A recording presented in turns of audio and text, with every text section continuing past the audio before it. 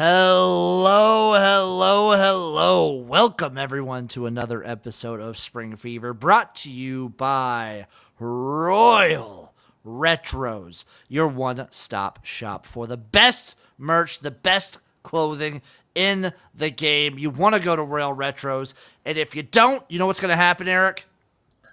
You get locked up. You get locked up. You get locked up, baby. You get locked up. That was a joke. That was a joke. I had no idea that was coming, dude. That was a joke. That was a joke. Go to Royal Retros, get the merch. They have it all. They have star stuff. They have great classic USFL merch. They have old NBA teams that no longer exist merch. They have, I believe, World Football League merch. They have it all. And when you go to Royal Retros, use promo code SPRINGFEVER for 10% off at checkout. Eric, how's your week been, baby? It's been a good time here. It's been hot. It's been hot. Heat's getting to the kid. Dude, yeah, so today was a scorcher. 90-some degrees for down here in Nebraska. It was 94. What was it like up in the Chicago area? 85. Felt like 95. The worst, somehow still, Monday was worse. Monday has been the worst day of the week. I had to go to a trailer park that kind of sits down. And we had terrible rain over the weekend. So it was like being in a swamp. I could not get dry the entirety of Monday. It was disgusting. This is a big week for me with the stuff I do. You know, we had a kids camp that's going on. Our lowest day is, 54 kids. So you have 54 little shits running around. That's too many kids. What's the age range of the kids? 18 to 10. That's the worst. That's the worst age range. I'm sorry, Eric. There's literally 5 of us. And there's me and one guy who basically run it. The other people just kind of help out. And it's just a zoo. Today we had to transfer over to a different facility. We had the courts reserved. It's outdoors. I had 2 guys try to fight me for the courts. One guy said he was going to call the police. One guy and his 4 buddies came up to me, were in my face.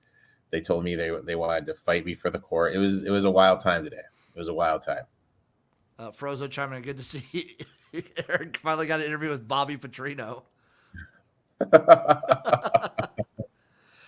Eric, you strike me as someone who does not get intimidated easily. No, I do not. I respect that. I respect that in a man. I do not. My dad always said there's 2 types of people in the world. People who throw their beer glass down and you don't even notice it. And then the person that throws it down and you're like, oh shit, I hope that guy's not mad at me. I like that. Words of wisdom from Uncle Rico. Are you ready for the quiz time, Eric? We just had week 10, but before we get into the actual games and scores and whatnot, it's my favorite time of the week. It's quiz time. Eric, out of the 3 non-St. Louis teams, who had the highest attendance in week 10 of the UFL? And what was their attendance? Oh, jeez. The highest attendance, and what was their attendance? Yes. I should have been making you do what was their attendance the whole season, but I failed in that regard. I'm going to think it's going to be the Stallions, and I'm going to say 7,800. You're close with the number. You're wrong with the team that was number 1. Number 1 was DC with 13,000. Okay. Stallions, 7,100. Showboats, 6,000. St. Louis, 34,000.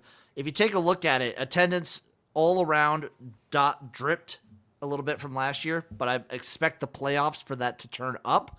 I'm very excited for that.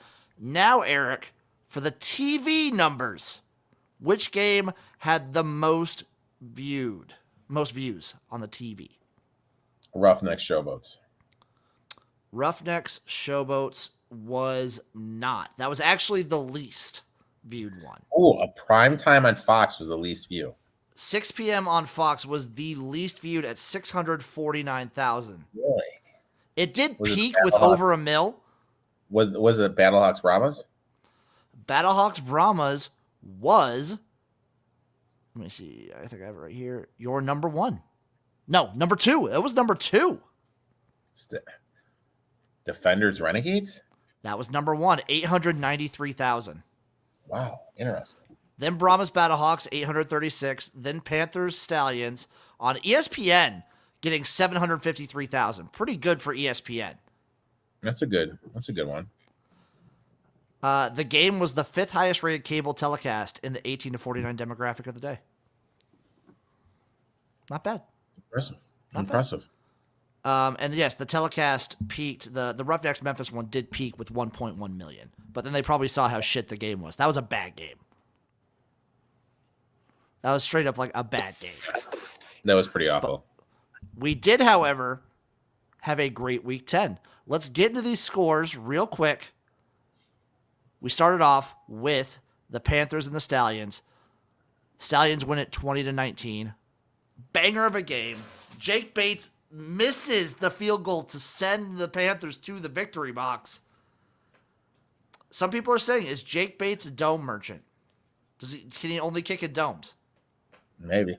Like, he's going to get a tryout, and we'll see. Like, maybe he can transcend this into a thing in the league. Oh, for sure. There's going to be multiple. There will be multiple UFL kickers with tryouts. Game was way more high scoring than I thought it was going to be. And guys were playing way more than I thought they were going to play too. Shout out NASCAR, and to some detriment because Erik, Bryce Perkins is out for the rest of the year for Michigan, which was brutal. Why is he playing? Why is he playing? Gets in for like a couple plays, gets hurt, done. So now it's Danny Etling. It's Danny Etling, Brian Lewerke, and EJ Perry is coming out of injury. Jesus Christ, dude.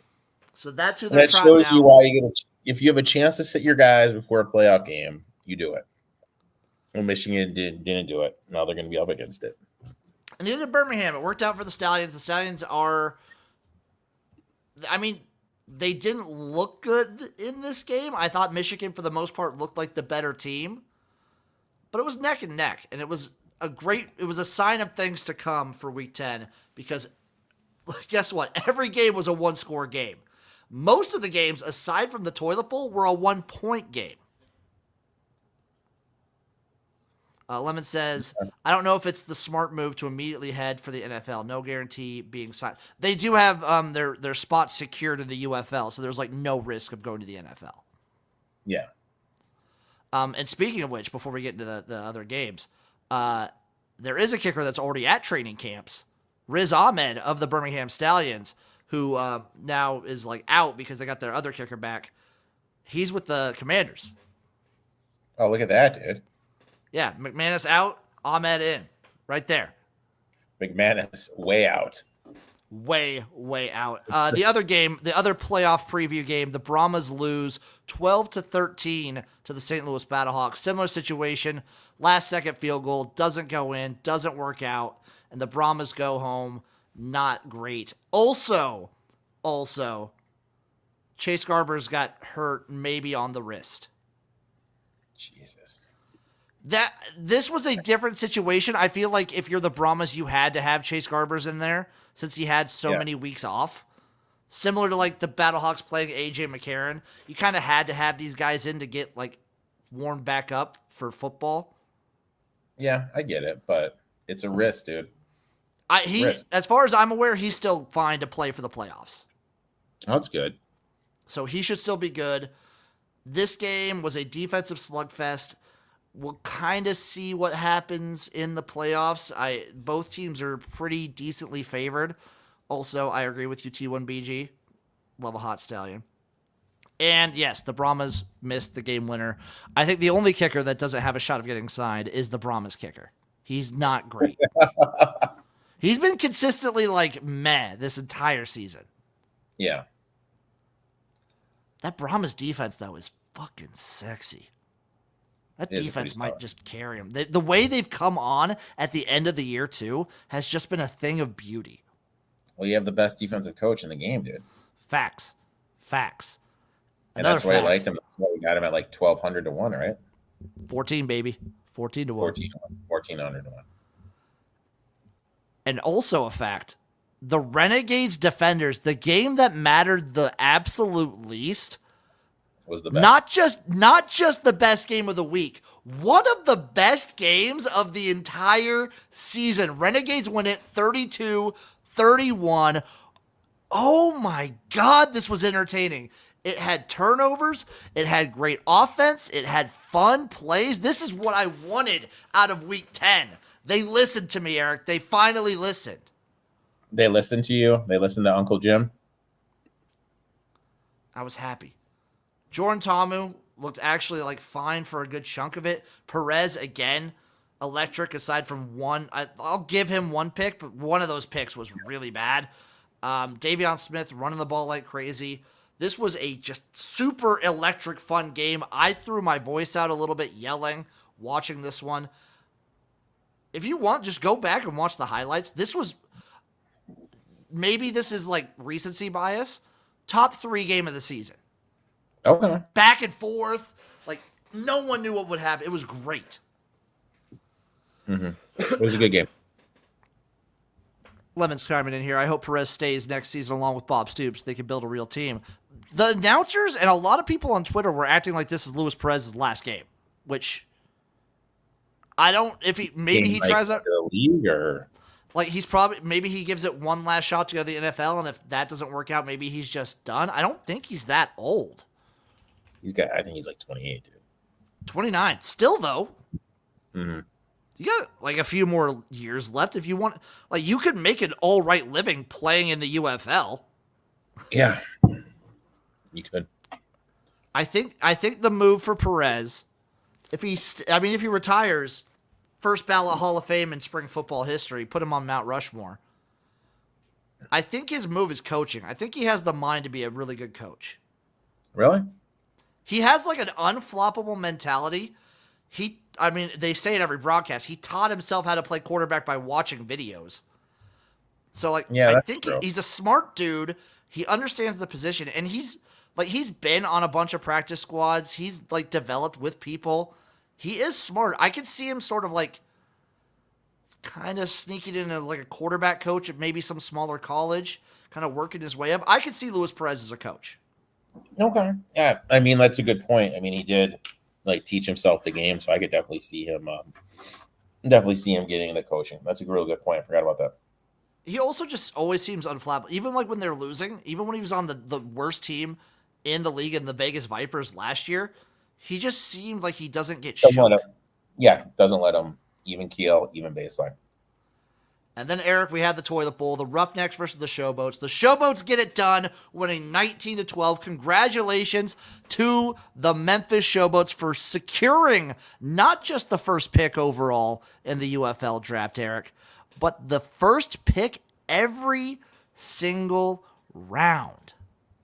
Which is huge. Ugly game. Hard game to watch. Thompson's going to get enough run for the Roughnecks in my eyes.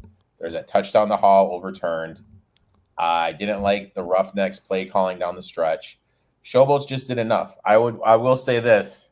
DeFilippo, he was in it, dude.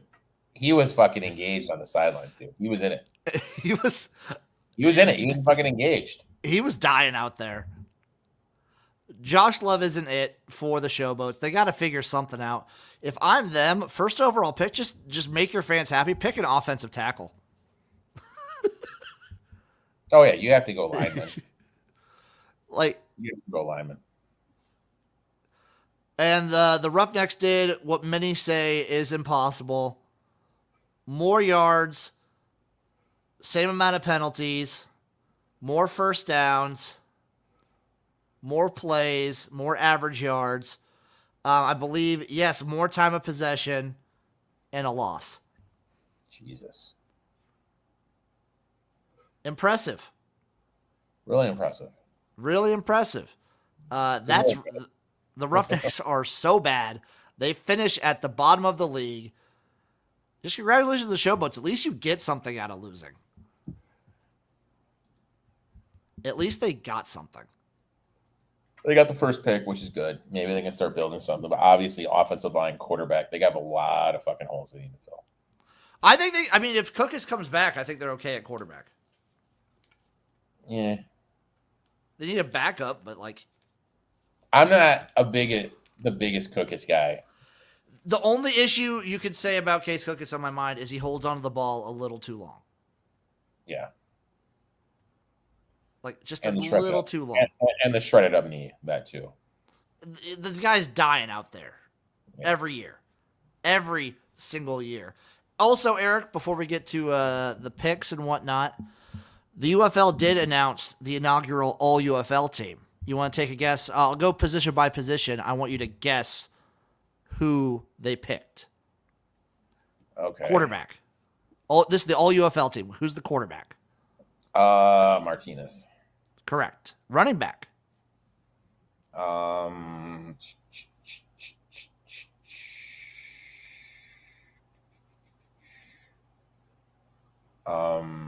If you can pick a team, I'll give it to you.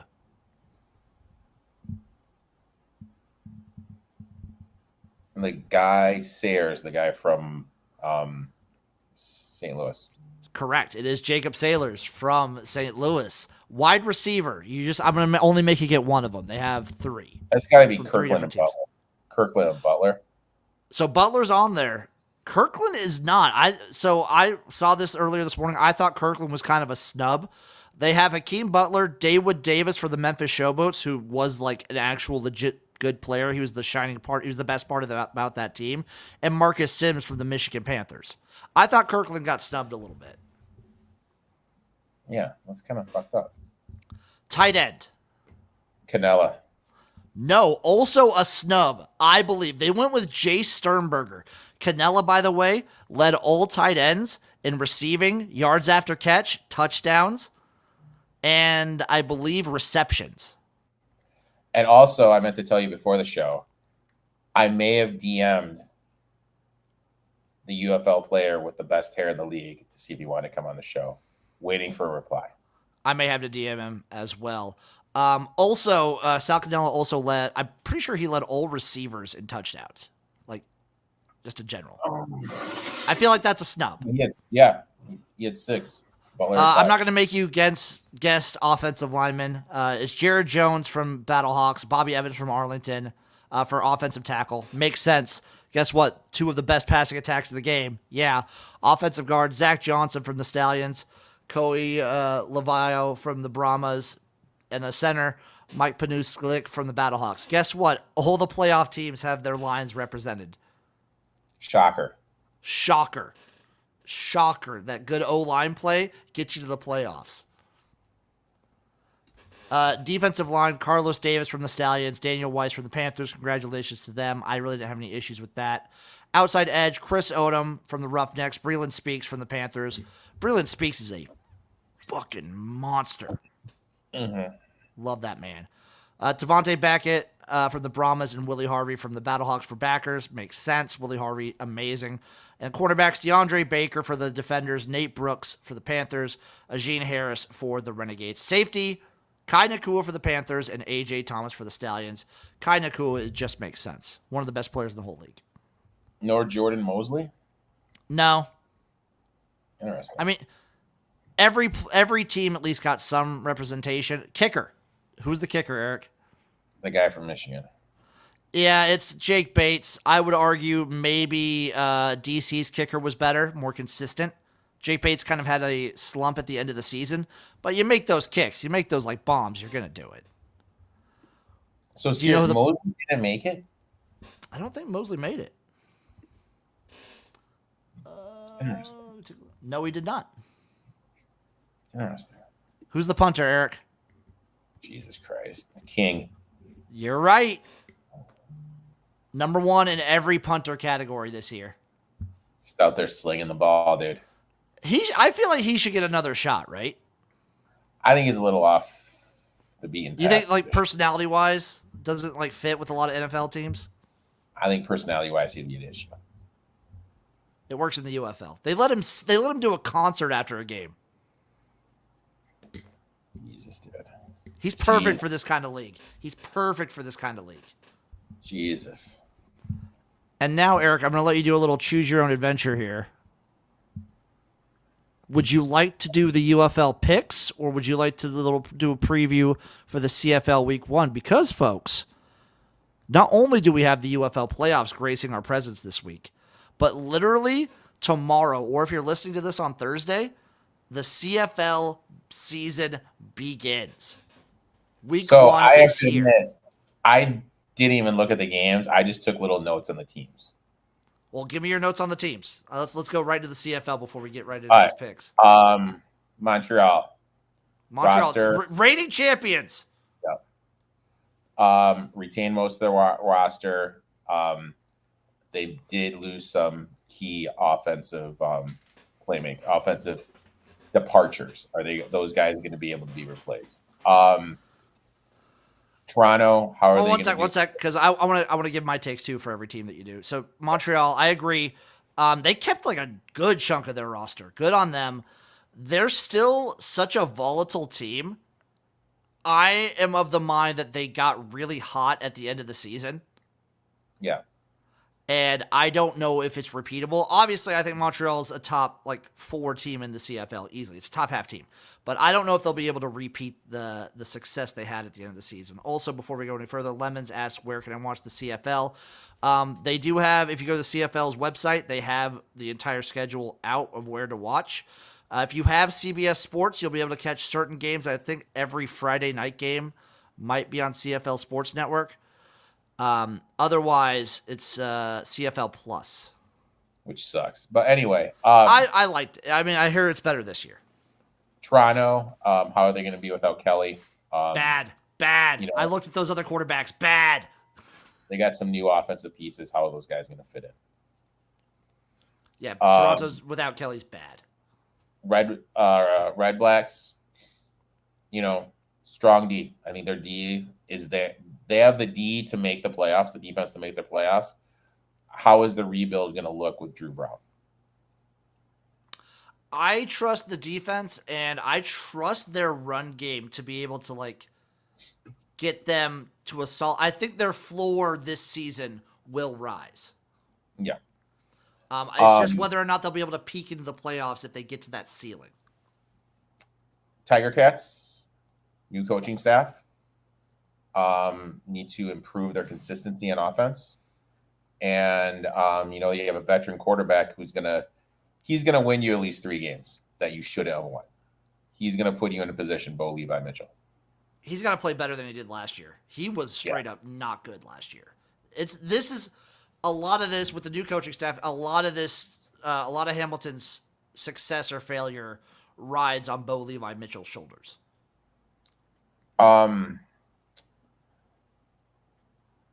Winnipeg, they got what? They got KG Hall, the guy from Ohio State, the guy that played on the Chargers. Yep. He is going to be arguably the best wide receiver coming in right away. They did lose, what's his name? Olivia? Was that who they lose? Brandon Olivier. Yeah, Olivier, they did lose him. They got their quarterback back. They have the foundation. The competition is getting a little stiffer because they aren't as good in years past, but I mean, they are definitely the team to beat. BC. Also though, Eric, not only did Winnipeg get that receiver, they also I can't believe they got Kenny Lawler back. He was Edmonton's number 1 guy. He's one of the top receivers already in the CFL. They got him back. They have Zach Collaros. Zach Collaros is always going to be a top 2, top 3 quarterback in the league. And they still have Brielle. This team is just stacked. Also, how many more seasons do you think Zach Collaros rides out? He's 35. He's got to be coming up on it, right? 3 tops. Plays to 38. He's still such a top player in the league. It blows my mind. He's good. Winnipeg, they got Travis Fulgrom. The guy used to play for the Eagles. Stand back. They did lose Rhymes and Betts. Vernon Adams, who led him in passing yards, he's going to be able to elevate them to the next level. I read this article where Adams said he has Grey Cup or bust with the fact that Vancouver is hosting it this year. That is his mindset and the team's mindset. So it's going to kind of be interesting to see how they play. Does that make sense? What's the focus level going to be? not really the focus level, but how can I word this? For a Like team that hasn't won shit, the are pressure they maybe. able to get to that level? Does that make sense? I can see it. I am a little concerned. This is just me, maybe worrying about I the. look at it like this. I look at it like this. It's like the Houston Texans, CJ Stroud coming out, Super Bowl or bust. Like that would be the analogy. I A am team- a. Sorry. I'm a little concerned about the wide receivers they're losing.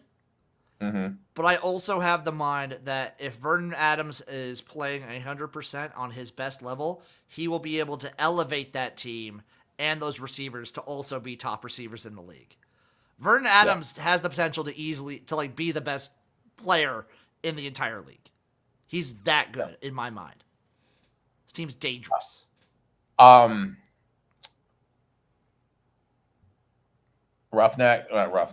Rider. Sorry.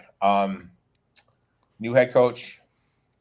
They added AJ in the backfield, Hardrick, offensive lineman. You know, obviously Harris, their quarterback, needs to stay healthy. They need their defense to take a step up for them to make the for them to get back to the playoffs. But I think the coach, I like their coach. You know, he's won a Grey Cup as a player, won 2 as an assistant coach. I think this is I think it was a good hire for where the Rough Riders are, and is going to put them in a better position. The Stampedes. The Rough Riders really need Trevor Harris to stay healthy because you know who their number 2 quarterback is. Oh my God, who is that guy from the Roughnecks who played at Ohio last year? That guy? No.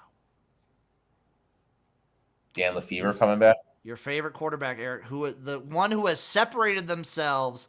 So their options behind Trevor Harris, one Jack Cohn. Jesus. But actually, the person who has cemented and jumped Jack Cohn to cement themselves in the number 2 spot for the Saskatchewan Roughriders, Shea Patterson. Jesus Christ, dude. So if you're wrong on Shane Patterson, any game Shane Patterson starts I'm fading the shit out of him. Trevor Harris starts is an auto fucking fade. Don't even fucking cap the game. Just fucking fade the shit out of fucking any game Shea Patterson starts. If Trevor Harris goes down, it's Shea Patterson or bust. I mean, Jesus. Stampede, look, rare sucky season, rare season where they finished below 500. Had a lot of injuries last year, especially to Henry. Made them really a running team. Obviously, I feel in the CFL, the passing game is a little bit more important than the running game. They needed their quarterback to take a step forward. They did add Houston, which is going to improve the defense, but I don't trust their quarterback to take that step forward. And when you look at the teams in the West and look at their build, I just feel like they're the worst team in the West. Yeah, I mean, they have They have like certain guys who are like pretty decent weapons at wide receiver, I would say. Like they have some pretty decent weapons. The quarterback play is what kind of concerns me with Calgary. Both Jake Mayer, the starter, and Matt Schiltz, the backup, are very hit or miss guys. They've had moments of excellence. A lot of the times they don't last full games. So I'm expecting an up and down season for Calgary this year. Maybe hovering around the 500 mark or a little below it, but they're going to have there will be some very fun moments for the Calgary Stampeders. Also, their third string is a Big Ten quarterback, Eric. Tommy Stevens from Penn State. Oh my God. It just keeps on getting better and better, dude. So just keeps on getting better for better. I am personally a self-described Matthew Schiltz time. I like to call him Matthew Schlitz. So when I'm watching the Calgary games, I'm going to be pounding me some Schlitz if he's the starter. Okay. But I don't trust the consistency of this team. Respect. I feel the same way. God, Edmonton worries me, dude. Edmonton could be really good. Edmonton. All right. Jones is back. Team has been struggling the last 2 seasons. They added Bethel Thompson. He has good chemistry with Gittins. Am I pronouncing that right? Yeah, Gittins. And Kevin Brown, their running back, looked good. So I mean, he's going to be a big part of the offense. Defense, complete makeover, new look, new coordinator. It needs to perform well. Look, when you're playing teams like the Bombers and the Lions, you have to have a good defense. And this was a team that you and I we got high on last year. We were able to cash some tickets, betting them first half a lot, betting them money line first half a lot. But they remind me of the Lions. They remind me of the Lions during the Jim Schwartz era. Just a team that had a lot of potential, always in a position to win, but always finding a way to fuck it up. Yeah, similar to like the Arlington Renegades this year at the UFL. Yeah. Yep. Like up in a lot of games and then just finding ways to lose them. Lots of points especially early on for Edmonton. Lots of giving up a lot of points. Bethel Thompson, I think, is a good move to bring in. I can't help but be a little just disappointed. I wanted to see Trey Ford. The kid is the dude is electric. The limited time we saw him last year, he was the number 1 Russian quarterback in the league. Electric. He's electric. Bethel Thompson, though, consistent, solid, love the guy. I'm excited to see him back. Also, probably only plays for a few more years. Also 35. Yeah, he's at the end of the road, as boys to men. Erik, it's time to pick some games. Let's start with the UFL because it is playoff time. I feel like we should get some playoff music. Let's see. We got to get something. Something to kind of... There it is, right here. It's a season coming to an end, Erik. The United Football League playoffs are upon us. And we have 2 games ahead of us. 3 left of the entire season. To start us off, the Michigan Panthers head up to Birmingham to take on the Stallions Saturday, June 8th at 2 p.m. Central Time. The Stallions are 5-point home favorites. The total sits at 43. The Panthers are plus 220 on the money line. Erik, this line opened up at Stallions minus 6.5. Already down to 5. So let me ask you a question. 6 units in the game. Michigan's offense, Michigan's defense, Michigan's special teams. Stallions offense, defense, and special teams. Rank them 1 through 6. Stallions defense 1. Stallions offense 2. Stallions special teams. Michigan's defense. Michigan's offense. Michigan special. Well, actually, probably Michigan special teams, defense, offense. Especially now that we know that Bryce Perkins is hurt. Is Michigan's defense going to be able to limit Martinez and the offensive attack of the Stallions? If this gets in a shootout, with their offense being down to Lewarke or Danny Boy, or returning EJ Perry, who's not going to be 100%, I don't trust for them if this gets in a shootout, they have any chance. They can't go punch for punch. So the only thing, I'm going to turn this off now. The only thing going for so much. That was what? That was annoying the fucking shit out of me. Dude, you gotta say something. You gotta use your words, Erik. I was respecting you, buddy. I was respecting you. That's why I love you, buddy. The only thing that can go for the Panthers is it does feel like maybe this is just me being a Nebraska fan and like I've been kind of expecting it. I've been wanting it to happen. I feel like the Birmingham offense for the last couple weeks has been on a little bit of a downturn. Mm-hmm. It looked worse in weeks 9 and 10 than it did the rest of the season, I felt like. But are they just on...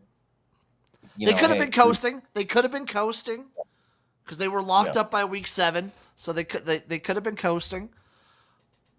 I trust the Stallions in the playoffs. I talked about this with a fan on Twitter already today. I'm taking the Stallions minus the 5. I'm going to take I'm going to I want to find a Michigan team total under. Oh, you'll probably get that come Saturday at least.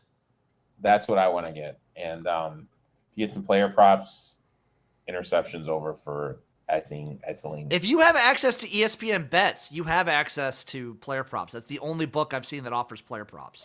Let me take a look. That's the only place I've seen that offers player props. It grosses me out. I'm on the Stallions minus the 5. I'm not going to pick a total in this game. I'd pick the first half under if I had to bet something in this game. I would pick the first half under. But I like the Stallions minus 5 here. Maybe wait. Maybe hold off and wait. Because the way this line's moving, maybe you can sneak in a 4.5 somewhere. No player props available. They do them like super late. Okay. I think they do them super late because they announce them during the game and they say offered on ESPN Bet. Okay. And they give out like the odds and everything during the game. So I think ESPN Bet you will be able to find them like either I would think Friday or like Saturday morning they will have props available. Maybe I'll look for some over on Brunch Time Betting. There you go. Tune in Saturday morning, folks. Tune in Saturday morning. Erik, Sunday, June 9th, 6 p.m. Central Time, prime time. The San Antonio Brahmas head to the Battle Dome to take on the Battlehawks. St. Louis is a 3-point home favorite, over under of 44, plus 140 on the money line for the Brahmas. All right, same question. Ranking 1 through 6. Healthy Chase Garber. I'm going to go with the healthy Chase Garbers in mind. Number 1 unit, probably the Brahmas defense. Number 2, Battlehawks offense. Number 3, Brahmas offense. Number 4, am I missing something? Oh, no. Before Brahma's offense, I'd probably put Battlehawks defense right now. Battlehawks defense has been playing really good at the end of the season. Then the Brahma's offense, then the Battlehawks special teams, and then kind of a gap, and then it's the Brahma's special teams. Brahmas have not had great special teams. Brahma's special teams have been brutal. On the flip side, defense still wins. You have a defense coach has been so good at the highest level. Wade is not, how can I put this? This game was going to be played in St. Louis no matter what. No. If really? San Antonio would have won last week, it would have been in San Antonio. Okay. The winner of last game got the home. I thought playoff my spot. bad. I misunderstood. Did the Battlehawks win all 2 games? Yeah, they beat the Brahmas twice. Technically, Technically, so if you look, they talked about this on Twitter for both these teams. So the Stallions are actually they have lost 0 games against the Michigan. They've lost 1 game in the entire franchise history to the Michigan Panthers. That was back in the 80s, the inaugural USFL season. The Battlehawks have never lost to the Brahmas. First time for everything. Again, I like defense. I think they have a better coach. I think their offense will be able to do enough. I'm going to take the Brahmas here. I'm going to play the 3, and I'm going to take the money line. I'm going to play the under 44 here. I think this game gets scrappy. I think it's very close. I think it's entertaining. I do think the Battlehawks get it done because I think when it comes down to these clutch moments, I just don't trust the Brahmas the Brahmas special teams to get it done in these super crunch time moments. Give me the Battlehawks straight up. I might be able to get them a good money line live, so I'm probably going to wait to do that. Mm-hmm. But I'm going to take the Battlehawks here. I'm going to take the Battlehawks winning. If I go 22-18. Okay. All right. Not bad. I'm excited for this. I'm excited for these games. Super. Let me ask you this. What's more, can Brahmas win a high-scoring game with the Battlehawks? If Garbers is 100%, yes. If it has to be Quentin Dormady, I don't trust him not to turn the ball over. I guess my thing is, I think if the Brahmas defense plays well, this is hands down a Brahmas game. And I'm going to trust their defense. I trust the Battlehawks defense too, though. These are like, but the Battlehawks are like a top 3-4 defense. Like this is a great game. This will be fantastic. If it's Dormady though, I just see like an interception here that is like backbreaking. Just a bad interception, drive killer. Yeah, you know what I mean? Yeah, like, I see something like that. That's because I Battle want to Hawks be with scored- you. I want to be with you. 7 minutes left in the fourth. Bad read, INT. Battlehawks score a touchdown. Now you're down. Battlehawks go for 2, get it. Now you're down 10. Something like that. Also, selfishly, I kind of want the Battlehawks to win so that when I'm at the championship game, it's the best, like, craziest vibes possible. Oh, that's a good point, dude. This is a selfish thing for me. Speaking of selfish things for me, I did email the UFL to try and get media accreditation. I'm waiting to hear back. Dude, I could have emailed it for you, buddy. I have media credit. I have media creds for the NBA and NFL. I know. But also, my friends over at the Sports Gambling Podcast Network tried to get media accreditation for a Brahmas game earlier in the season. They didn't get it, even though they have both college football and NFL accreditation. Wow. So the email went like this, Eric. I emailed them last night. They asked, what is it that I do? And if I could show some examples of my work that shows that, like, what would make me a good prospective, like, person to get a media badge. I sent them some links to some videos that I've done. Okay. So here, I emailed them last night. They got back to me at 8:45 today. I emailed them the examples and everything that I do and explained to them what I do at 9:01. Haven't heard anything back since. I thought they wrote back to you. So I emailed them last night asking for the media accreditation. Yeah. And telling them a little bit about what I do. They emailed me back this morning asking to be more in-depth and kind of show them some examples. I did that at 9:01. Haven't heard back yet. Should I be worried? No, then you then you ask Chat GPT, you put the email in and write a very professional email asking for a follow-up on this. Okay. I might have to hit up your advice there. And Eric, I know you didn't look at the lines, but you know what we're gonna do? We're gonna look at the CFL. First off, we're doing futures. Red Blacks at 22-1. Interesting because you don't know what Brown's gonna do. The defense is elite and Brown's able to take a step up. East is completely wide open. You don't know what's going on with Kelly. Montreal, you made a great point. They got hot. Tiger Cats, completely new coaching staff. I think there could be some interesting value on the Red Blacks because all you need to do at a number that big is then make the playoffs, and it's an easy hedge opportunity. Yeah, I think at that number, I actually kind of like them. Stampeders at 16-1, I'm out. Edmonton 16-1, I'm out. Way too low. Rough Riders 15-1, I'm out right now. Yep. Ticats 8-1, I'm out. How the flying fuck are they 8-1? Right? Crazy. It's because Ticats fans are insane. BC Lions at plus 650 is interesting. Interesting. I might dabble because they'll probably have a hot start. I don't know. I could see it maybe at some point getting to like maybe a little above that, but they're going to be a top 4 team no matter what. So I think I might dabble on the Lions. Alouettes at 5-1, don't love. Argos at plus 500, don't love. Bombers at plus 200, you know what? I'll take it because odds are they'll probably be playing in the fucking championship. And that's hedge opportunity. What's up? The Bombers are plus 200. Jesus Christ, dude. You know what? I'm not. And I don't hate it. I hate it. That's way too short. I'm not going to do it. You could also get the Red Blacks at plus 950 to win the East. I would like that. I think I'll take the Red Blacks to win the East. I like that one. I like that too.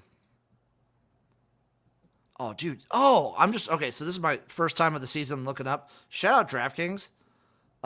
They have first touchdown scores and anytime scores and props and everything. The CFL gets all the love.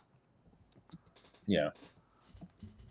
Lemon, who's your favorite to win it all for the CFL championship? I am a self-proclaimed fan of the Saskatchewan Roughriders, but this year I do think it would be fun to see BC win it. They're a very fun offense.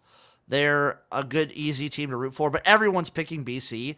I watched some TSN stuff last night. Everyone's picking BC, so it makes me kind of want to like hop off on them. Mhm. If I had to pick a team to win it this year, I mean, Winnipeg. Like, I'm just gonna go. I'm just gonna think outside the box. roll with the Red Blacks. Let's go with the Red Blacks. Yeah. Eric, let's make it. We're a Red Blacks podcast this year. Damn right, dude. Let's roll. Let's ride. So here we have the CFL games. Where I hope you're either listening Thursday morning or live because this game happens Thursday night.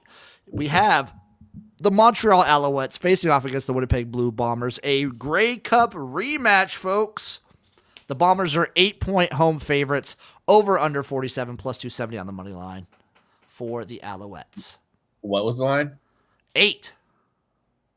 I'll take the Bombers, dude. Oh. I'm going to take the over in this matchup. Over 47. I might come on the Alouettes. I might go with the Alouettes here. Fuck. Friday, Eric, June 7th, Ticats at Calgary.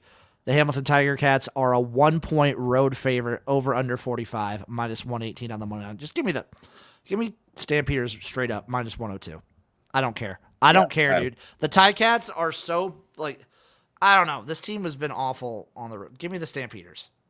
Yep, 100%. Next, Saturday, Rough Riders at Elks. Edmonton -2 at home, over under 46, plus 110 on the money line for Saskatchewan. Edmonton did break the curse last year. They did break the home field curse last year. They won a home game.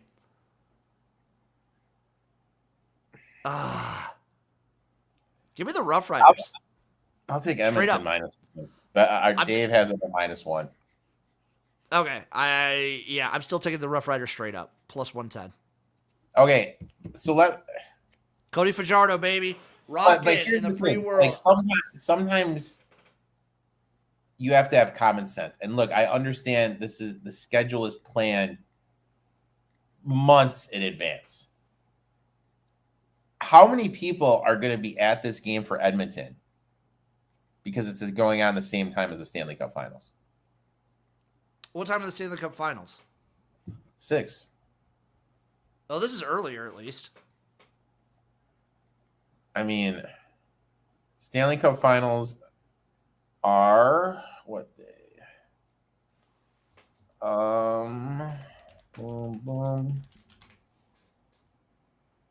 7. 7. So the game will be over by that point. What time's the game start? 3. Dude, I don't know, man. No, it says on the score app it starts at 6. No, they moved it to 3. Oh, they did move it up? They moved the Elks game up to 3 because of the Stanley Cup playoffs. See, I didn't know that. They moved it. They moved it up to 3. Good for the CFL, dude, using their fucking heads. Yep, they moved up to 3 because of the deal. And then the BC Lions at the Argonauts. BC is a 6-point road favorite, over under 47, plus 235 on the money line. BC makes too much sense in my head. I'm going to take the over. That's the only play I'm going to have in this one. Yeah. But BC makes too much sense in my head. I just feel like Toronto's going to be dog shit. I don't know, man. I think Toronto's going to be brutal too, man. Did you see who BC, by the way, for the Lions home opener, when they actually do play in British Columbia, the Lions got 50 Cent, baby. 50, dude. Did you see who the Grey Cup's going to have? Little Jonas Brothers action. Oh, Jesus, dude. Yeah, dude. Little Jonas Brothers action, son. Eric, are you ready to create one of our final lineups? We only have 2 lineups to do for the UFL, if they even let us do a championship game lineup. They will. It'll be the showdown slate though. Okay. All Are right, you so let's ready to keep create going. one of our final lineups? We did pretty bad last week. All right, so let's start here. Go to the defense. Which defense do you want? I think to me it's Ooh. Stallions or Brahmas for me. all right. So let's retract. Which quarterback do you think has the highest floor? Not the highest ceiling, the highest floor. Highest floor would be AJ. All right, so I feel we need to go with AJ. Okay. Really, you feel AJ? Dude, I don't know. Like Adrian has been worrying me these last couple weeks. Like if I take a look, let me just for my own benefit, let me take a look at his previous week's performance. It's a dip. Like 17 and 16 points for a quarterback is not good, and that's against two like good defenses.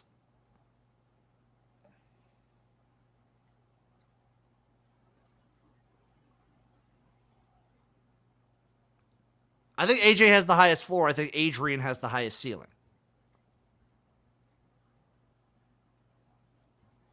What do you think, though?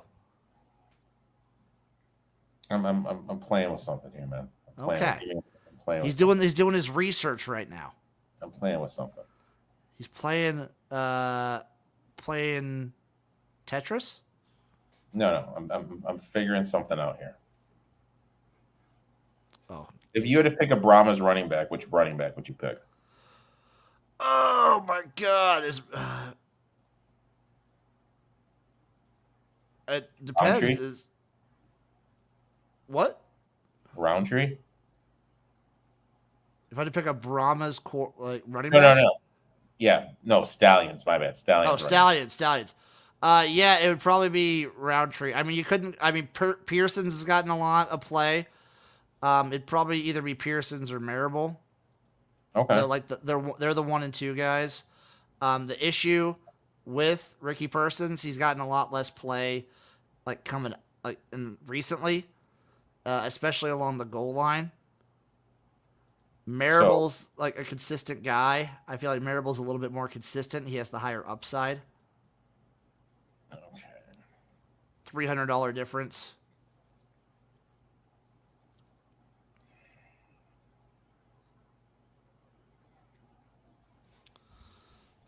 All right, so God damn it. Can't do it.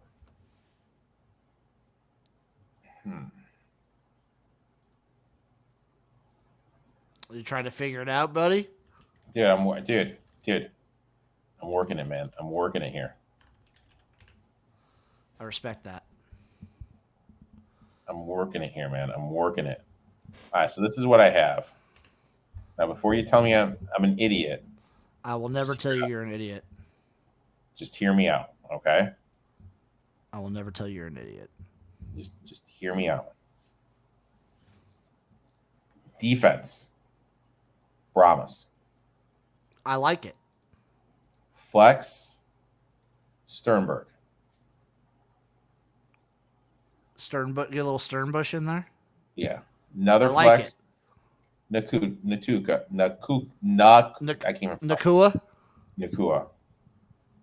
Running back, Roundtree.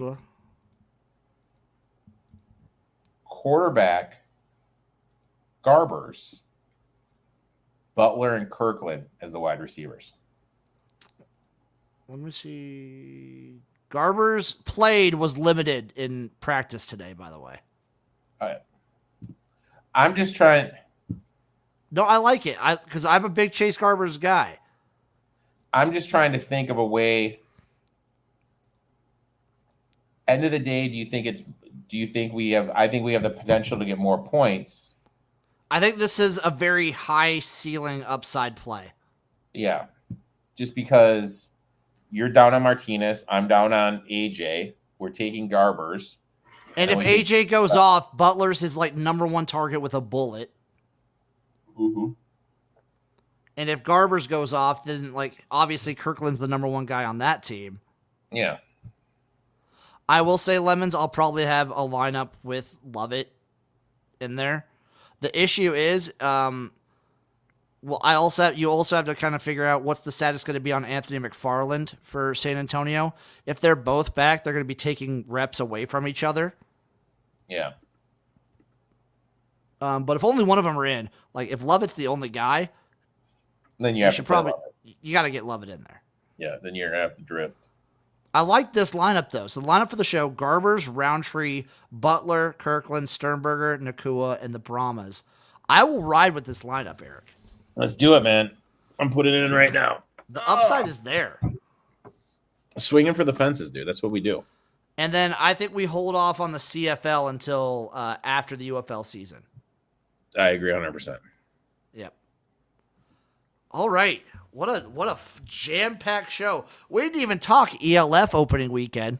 Oh god. We didn't even talk arena. No, we're not going to talk that right now. We'll talk that in the dead days of summer.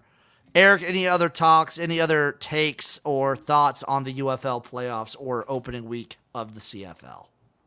Let's go Red Blacks. Even though they don't play, so you don't have to get that future in right away. You can wait a week. Interested to see what Toronto looks like with no Kelly. Interested to see what the Elks look like. Interested to see, how bad the Blue Bombers stop on Montreal.